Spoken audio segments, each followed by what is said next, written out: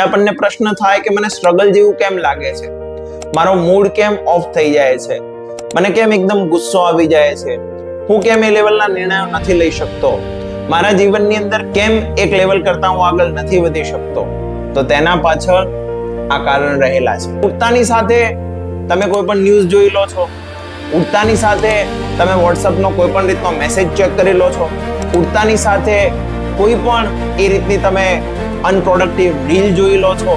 હવે આપણને એમ લાગે છે આવી નાની નાની બાબતોથી શું ફરક પડે છે, પરંતુ સબકોન્શિયસ માઇન્ડ રીપ્રોગ્રામિંગ થાય છે. તેના કારણે સ્ટ્રેસ, એન્ઝાઇટી, ઇમ્પેશન્સ, ફિયર આ બધી જ ભાવનાઓ ડેવલપ થવાની શરૂઆત થાય છે અને આપણું મન એક નકારાત્મકતાના ઘર જેવું બની જાય છે કે જેના પર પોતાનો કોઈ સેલ્ફ કંટ્રોલ નથી રહેતો.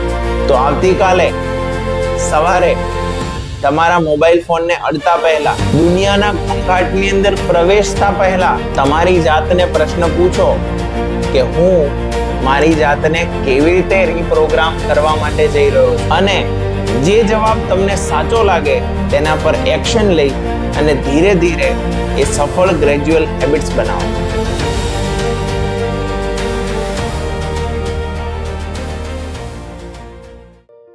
અંગ્રેજીની અંદર ખૂબ સરસ કહેવાયું છે, the first hour after getting up early in the morning, that is the steering wheel of your entire day.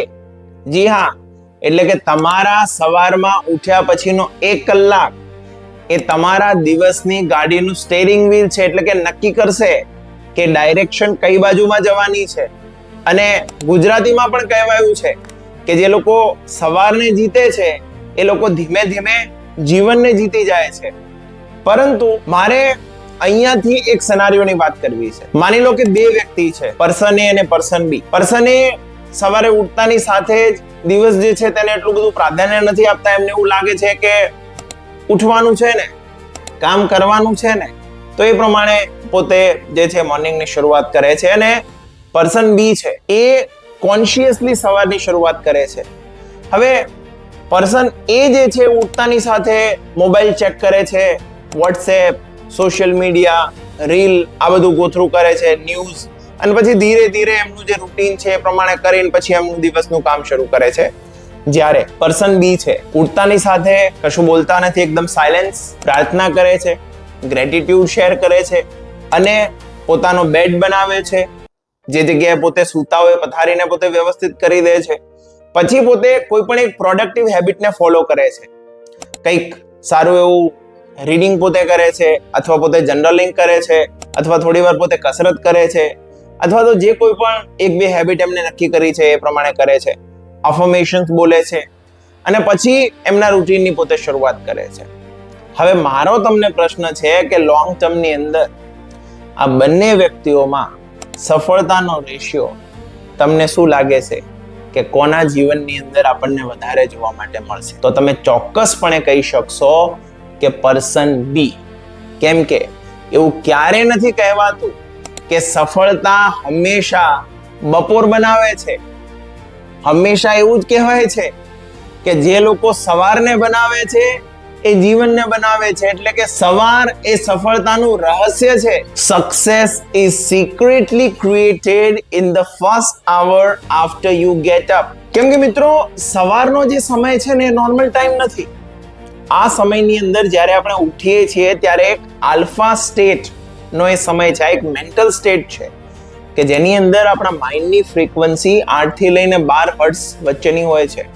અને એ સમય દરમિયાન આપણે જે કોઈ પણ કન્ઝ્યુમ કરીએ છીએ, અથવા આપણે જે કોઈ પણ બોલીએ છીએ, અથવા જે કોઈ પણ રીતે આપણે માનો રિએક્ટ કરીએ કે એક્ટ કરીએ, એની જે કોઈ પણ બધી ભાવનાઓ છે સબકોન્શિયસ માઇન્ડની અંદર સીધી જાય છે. એટલે કે સબકોન્શિયસ માઇન્ડનું પ્રોગ્રામિંગ એ સમયે સૌથી વધારે તીવ્ર હોય છે. અને દરેક વ્યક્તિના જીવનની અંદર પોતે જે કોઈ પણ નિર્ણય લેતો હોય, એની સફળતા, નિષ્ફળતા, તેના અંદર જે કોઈ પણ નિર્ણય હોય તેમાં 90% સબકોન્શિયસ માઇન્ડનો પ્રભાવ હોય છે. જી હા, કારણ કે સબકોન્શિયસ માઇન્ડની અંદર જ કોન્ફિડન્સ છે અને સબકોન્શિયસ માઇન્ડની અંદર જ ભય પણ રહેલો છે. તો ધીરે ધીરે જ્યારે નેગેટિવ પ્રોગ્રામિંગ થવાની શરૂઆત થાય છે તો તેની ઇફેક્ટ આખા જીવન પર પડી જાય છે. એટલા માટે પહેલો કલાક ખૂબ જ પાવરફુલ હોય છે. હવે મોટા ભાગના લોકો જે સૌથી મોટામાં મોટી મિસ્ટેક કરે છે એ છે કે સવાર ઉઠતાની સાથે લોકો ફોન લઈને બેસી જાય છે. અત્યારે આપણે જોઈએ કે આપણી ઇન્ડિયન ફેમિલીઝની અંદર હવે વ્યક્તિ દીઠ મોબાઈલ થઈ ગયા. તો લોકો જે છે રાત્રે સૂતા મોબાઈલ, સવારે ઉઠતા મોબાઈલ, પણ ખબર નથી કે આ સ્માર્ટફોન એક ટ્રેપ છે જેની અંદર આખી દુનિયાનું એ રીતનું કોન્ટેન્ટ મૂકવામાં આવ્યું છે અને તેનો હેતુ પણ એ જ છે કે તમને વ્યસ્ત રાખવા. એટલે ઉઠતાની સાથે તમે કોઈ પણ ન્યૂઝ જોઈ લો છો, ઉઠતાની સાથે તમે વોટ્સઅપનો કોઈ પણ રીતનો મેસેજ ચેક કરી લો છો, ઉઠતાની સાથે કોઈ પણ એ રીતની તમે અનપ્રોડક્ટિવ રીલ જોઈ લો છો. હવે આપણને એમ લાગે છે આવી નાની નાની બાબતોથી શું ફરક પડે છે, પરંતુ સબકોન્શિયસ માઇન્ડ રીપ્રોગ્રામિંગ થાય છે. તેના કારણે સ્ટ્રેસ, એન્ઝાઇટી, ઇમ્પેશન્સ, ફિયર, આ બધી જ ભાવનાઓ ડેવલપ થવાની શરૂઆત થાય છે અને આપણું મન એક નકારાત્મકતાના ઘર જેવું બની જાય છે કે જેના પર પોતાનો કોઈ સેલ્ફ કંટ્રોલ નથી રહેતો. કારણ કે જે કોઈ પણ માહિતી આવી રહી છે તેને આપણે સીધી કન્ઝ્યુમ કરી રહ્યા છીએ. હવે તમે એવું ઇમેજિન કરો કે કોઈ ટાંકાની અંદર પાણી છે અને એ ટાંકું ખુલ્લું છે. ધીરે ધીરે તેમાં કચરો ભરાવાની શરૂઆત થશે. હવે જો ખુલ્લું જ રહેશે તેમાં કેટલા પ્રકારનો આખો કચરો એમાં ભેગો થઈ શકે છે, આખા પાણીને દૂષિત કરી શકે છે. ધ સેમ વે આ હાલત માઇન્ડની થાય છે. પછી આપણને પ્રશ્ન થાય કે મને સ્ટ્રગલ જેવું કેમ લાગે છે, મારો મૂડ કેમ ઓફ થઈ જાય છે, મને કેમ એકદમ ગુસ્સો આવી જાય છે, હું કેમ એ લેવલના નિર્ણયો નથી લઈ શકતો, મારા જીવનની અંદર કેમ એક લેવલ કરતા હું આગળ નથી વધી શકતો.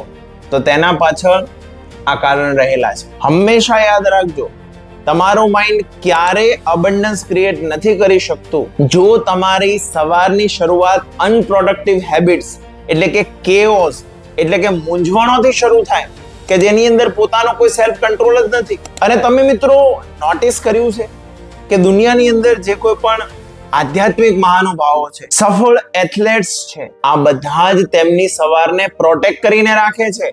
એ સવારનો ટાઈમ ક્યારે કોઈને નથી આપતા. આ વાત રોબિન શર્મા તેમની 5 AM ક્લબ બુકની અંદર ખૂબ સરસ રીતે કરે છે કે કેવી રીતે સફળ વ્યક્તિઓ સવારને જીતીને આખા જીવનને જીતી જાય છે.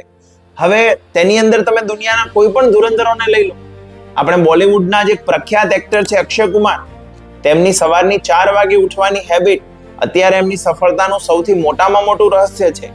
એમના કરિયરના 20 વર્ષો પછી પણ એમને એ લેવલનો બ્રેક થ્રુ ન મળ્યો, તેમ છતાં પણ એમની મોર્નિંગના રૂટીનના કારણે કરી અને પોતે અત્યારે એટલી મોટી નિષ્ફળતાઓ બાદ પણ એક બહુ સારા એવા લેવલે પોતાની જાતને લઈ જઈ શક્યા છે. જો તમે તમારી સવારને કંટ્રોલ નહીં કરો ને તો દુનિયા તમારા માઇન્ડને કંટ્રોલ કરશે. તો ચાલો મિત્રો, અહીંયાથી આપણે વાત કરીએ અમુક પ્રેક્ટિકલ સ્ટેપ્સની કે જેને તમે દિવસ ઉઠતાની સાથે જ ફોલો કરી શકો છો અને બનાવી શકો છો તમારો પ્રોડક્ટિવ દિવસ, કે જેના બેઝ પર તમારી પ્રોડક્ટિવ અને સક્સેસફુલ લાઈફ તૈયાર થવાની છે. તો તમે તૈયાર છો ને? ચાલો ડિસ્કસ કરીએ. Step number 1, do not touch your mobile at least for 1 hour after you get up in the morning. એટલે કે 1 કલાક માટે તો તમારે ફોનને બિલકુલ ટચ કરવાનો જ નથી. આગળ મેં જે રીતે વાત કરી એ પ્રમાણે આપણને એવું લાગે છે કે હું એક મેસેજ ચેક કરી લઉં ને, એક રિપ્લાય કરી દઉં ને, પણ ઘણીવાર આપણે વોટ્સએપ ઓપન કરીએ છીએ અને આપણે જ ભૂલી જઈએ છીએ કે આપણે શેના માટે ઓપન કર્યું હતું. આપણે આજથી અમુક વર્ષો પહેલા આપણે જે કોઈ પણ સિરિયલ કે મૂવી જોતા તો તેનો એક નિશ્ચિત સમય હતો અને એ સમય પ્રમાણે તેનો ટેલિકાસ્ટ થતો.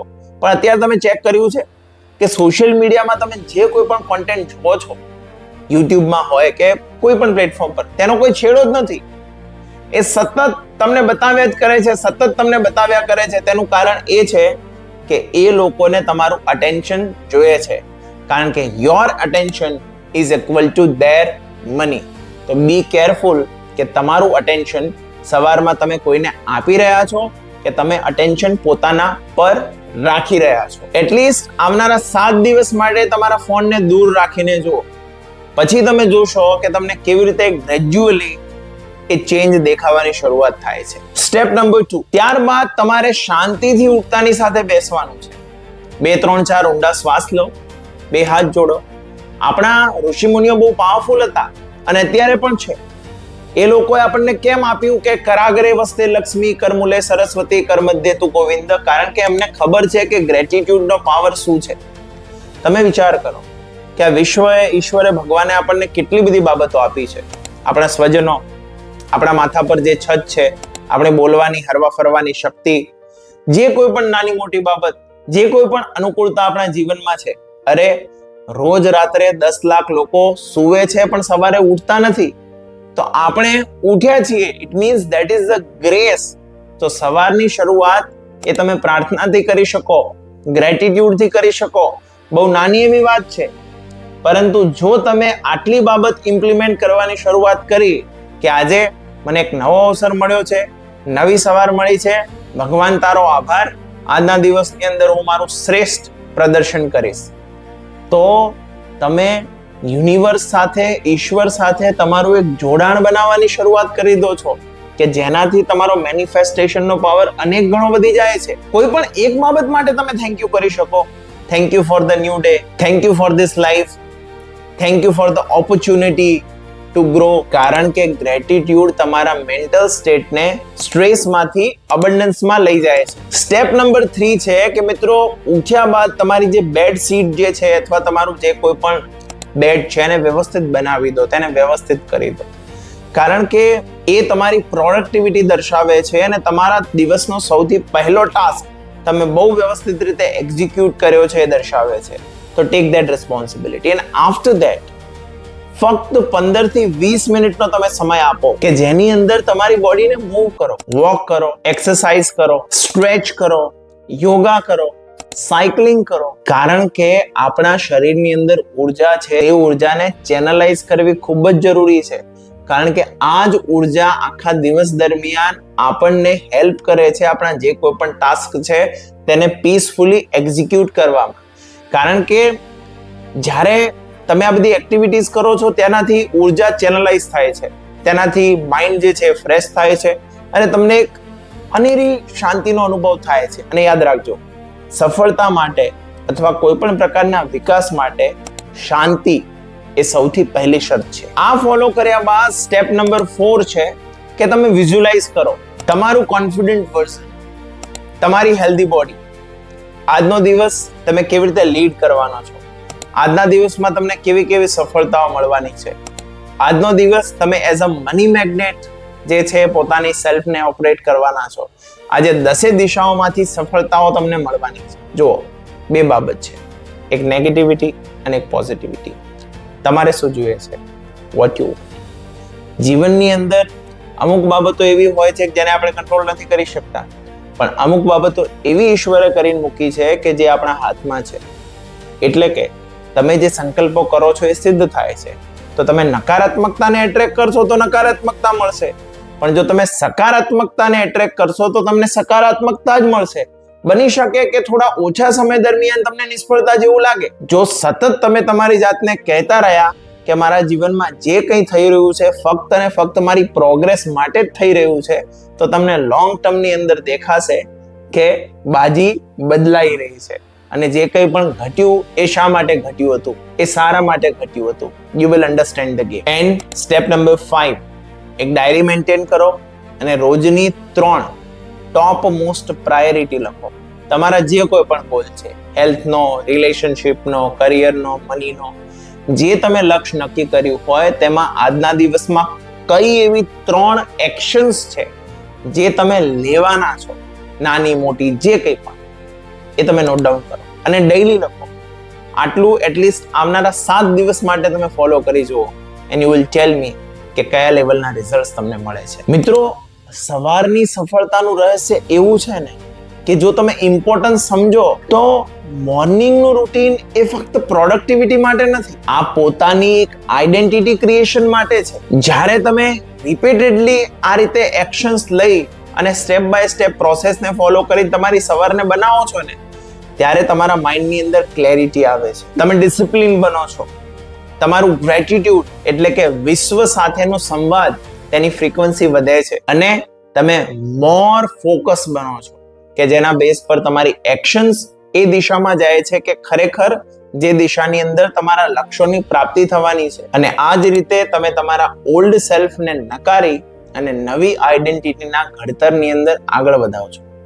90% લોકો આ બધું નથી કરી શકતા, એટલે તમારા માટે બહુ મોટી ઓપોર્ચ્યુનિટી છે. કદાચ તમારા જીવનની અંદર અત્યારે જે કોઈ પણ સ્ટ્રગલ હોય તેનું એક કારણ એ પણ હોઈ શકે કે તમે તમારી સવારને નથી સાચવતા. તો દરેક સનશાઇન તમને બે ઓપ્શન આપે છે. તમારા ઓલ્ડ વર્ઝનને રિપીટ કરો અને રિએક્ટિવ વે ની અંદર દિવસની શરૂઆત કરો, અથવા તો કોન્શિયસલી તમારી જવાબદારી લો અને એક સફળ ભવિષ્ય માટે એક સફળ મોર્નિંગ રૂટીનને ફોલો કરવાની શરૂઆત કરો. તો આવતીકાલે સવારે તમારા મોબાઈલ ફોનને અડતા પહેલા, દુનિયાના ઘોંઘાટની અંદર પ્રવેશતા પહેલા તમારી જાતને પ્રશ્ન પૂછો કે હું મારી જાતને કેવી રીતે રીપ્રોગ્રામ કરવા માટે જઈ રહ્યો છું, અને જે જવાબ તમને સાચો લાગે તેના પર એક્શન લઈ અને ધીરે ધીરે એ સફળ ગ્રેજ્યુઅલ હેબિટ્સ બનાવો. તો મિત્રો, આ એપિસોડ તમને પસંદ આવ્યો છે તો કમેન્ટની અંદર ચોક્કસ લખજો કે આઈ ચૂઝ પાવરફુલ મોર્નિંગ. અને હા, જો આ વિડીયો તમને પસંદ આવ્યો છે તો આને લાઈક કરજો, શેર કરજો અને ચેનલને જો હજુ સુધી સબસ્ક્રાઇબ નથી કરી તો સબસ્ક્રાઇબ કરજો. Thank you very much. હવે હું તમને મળવાનો છું નેક્સ્ટ વીકમાં એક નવા એપિસોડ સાથે. પરંતુ ત્યાં સુધી take care of yourself and be powerful and strong. Thank you so much.